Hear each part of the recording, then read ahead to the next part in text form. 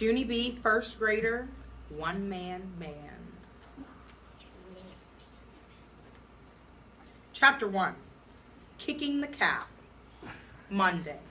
Dear first grade journal, a kickball tournament. The whole entire first grade is going to have a kickball tournament. My teacher told us that news last week, and I can't even stop thinking about it. Our families are going to come and everything. I've been practicing my kicking after school.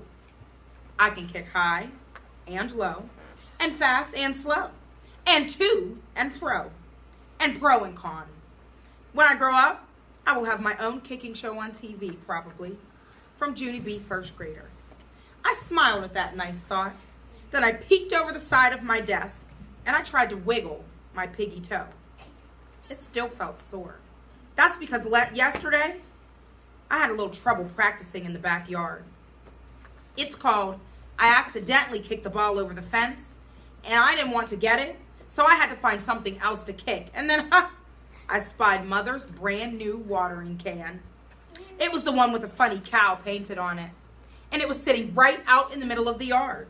I laughed out loud at that perfect target. I bet I can kick that silly cow over the moon, I said. Then I rubbed my hands together, very excited, and I backed all the way up to the fence, and then vroom, I took off running.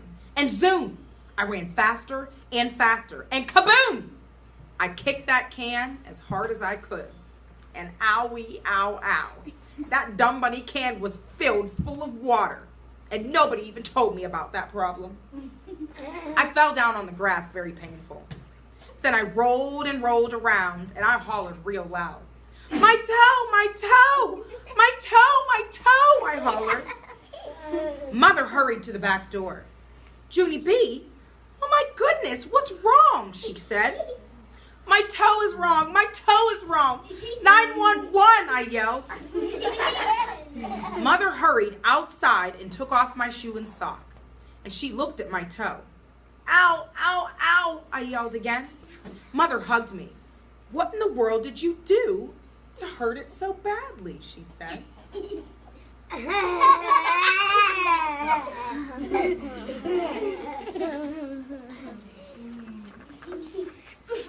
Did you trip over a rock or something? I did a gulp, because maybe I shouldn't mention that I kicked her can, possibly.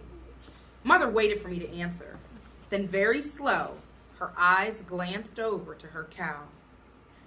He had a giant dent in his head, and his nose did not look normal. Mother did a frown. Junie B., she said, very suspicious. What's the story here? I looked back at her real impressed. That woman is sharp as a tack, I tell you. Finally, I did a sigh and I told her the story here. Yeah, only this wasn't even my fault, Mother. It really, really wasn't. On account of, first I was practicing my kicking, and then my ball went over the fence. And so what was I supposed to do? Kick air? I did a thumbs up. But good news. Because then I saw your cow can. And so I ran with him at all my might, and then I kicked him as hard as I could. Only too bad for me, because that stupid thing was filled with water, and now I have a smashed piggy toe. I thought for a minute. Then I folded my hands in my lap, very quiet. The end, I said. Mother did not look happy with me. Gee, imagine that, she said. A watering can actually having water in it. How unusual. That is called sarcastic, I believe. After that, Mother carried me inside, and she called the doctor, and he told her to raise it up on a pillow and use ice. And so guess what? At first, it felt a little better. Only this morning when I got dressed, it hurt to put on my shoe. And so, even though it was chilly outside, Mother said I could wear sandals to school. So that's how come I keep on checking on it this morning to see if it's feeling any better. I closed my journal real quiet.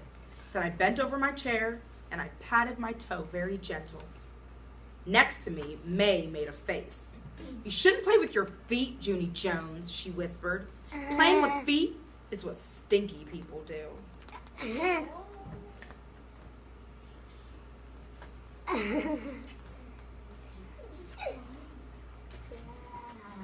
stuck out my tongue at that girl. I still get a kick out of that behavior. After that, I sat back up again and I stacked my first grade dictionary on top of my journal. Then, I laid my head on my desk and I daydreamed about the kickball tournament some more. In my dream, I was the only person in room 1 who could kick the ball. That's because all the other children had broken legs on account of accidents happen sometimes. And so I played in the tournament all by myself. And I won the whole darn thing without any help. I was the star of room 1. All of my friends shouted and cheered. Then they hugged me very happy, and they threw confetti on my head. Only not May. She threw a small potato. That was uncalled for, I believe. Chapter 2. More piggy problems. I stayed in my daydream a real long time. Also, I think I snored a little bit. Then all of a sudden, smack! Mr. Scary clapped his loud hands together.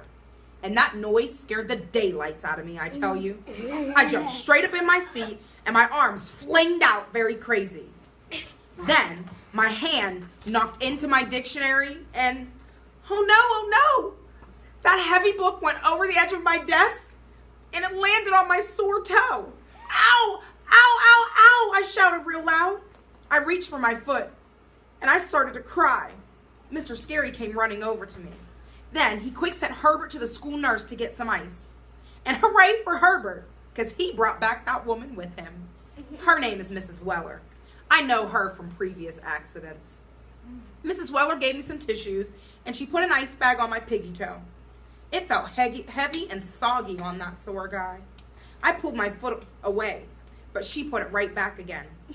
Please, Junie B., said Mrs. Weller. If you just keep this ice on your toe, it will start to feel better, I promise. I shook my head real fast. No, it won't, Mrs. Weller, I said. I know it won't, because Mother already put some ice on that same toe yesterday, but today it still hurt. And that's how come I had to wear sandals to school. Oh, dear, she said. You mean this poor toe was already injured before you came to school today? I did a sniffle. Yes, I said. It was injured a real lot. On account of yesterday I kicked a cow. And that thing was solid as a rock, I tell you. Mrs. Feller's face went funny. You? You kicked a cow? She said. Yes, I said. And the cow was full of water.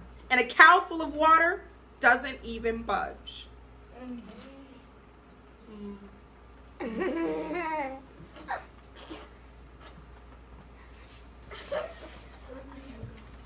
After that, Mrs. Weller got very speechless, and she didn't ask any more questions. She just kept holding the ice bag on my foot. Plus also, she mumbled to herself. Room 1 stretched their necks to see my foot. Then Shirley stood up, and she said that she knows just how I feel, because one time, she accidentally kicked a brick, and that did not feel good either. And then Roger said he hurt his toe before, too, because last year, he accidentally kicked a refrigerator repair truck. Plus, a boy named Sheldon said that last summer, he accidentally kicked a giant tree stump on account of his cousin told him it was made out of rubber. Only it wasn't, said Sheldon, very upset. It was made out of tree. And so all of my toes got their heads bashed in. After that, Sheldon put his foot up on the desk and he started taking off his shoe to show us. Mr. Scary held up his hand. No, Sheldon, please. That's not really necessary, he said. But Sheldon quick yanked off his shoe and sock and he raised his piggies way high in the air. See, everybody? See the baby one?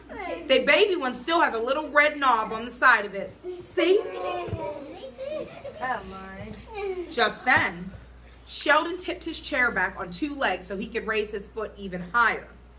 Only too bad for him, because quick as a blink, his chair legs slided out from underneath him, and boom! He went crashing into the aisle, and his forehead got a knob on it just like his baby toe. Mrs. Weller quick grabbed the ice bag from my foot, and she put it on Sheldon's head. Then she said he needed to come to the office with her right away. Only wait till you hear this. Sheldon didn't even cry.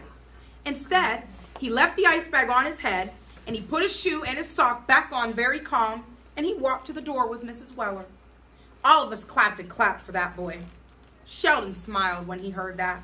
Then he turned around and he did a bow, and the ice bag fell off his head.